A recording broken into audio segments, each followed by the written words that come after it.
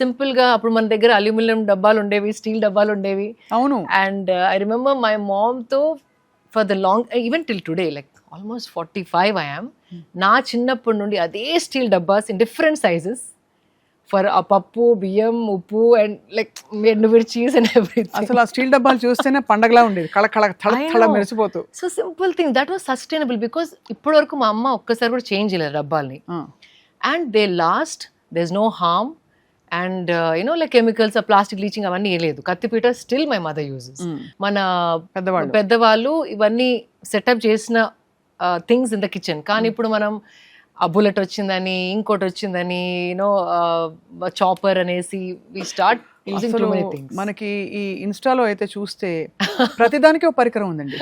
అవును. వెల్లుల్లి కట్ చేయడానికి ఒక పరికరం, వెల్లుల్లి దంచి ఇది వరకు తొక్క తీసేసి పోపులో వేసేవారు. ఇప్పుడు garlic cutter, peeler and food processor అనేసి ఒకటి, సాలడ్ కటర్ అని, అసలు రకరకాలు అవన్నీ ఎక్కడ పెట్టుకోవాలి, ఎవరు క్లీన్ చేయాలి. 90% ప్లాస్టిక్ అవి. అది ఇంకోటి గమనించండి, 90% ప్లాస్టిక్. ఆ ఏ గ్రేడ్ ప్లాస్టిక్ ఎవరు దాన్ని ఆథెంటిఫికేషన్ చేయట్లేదు.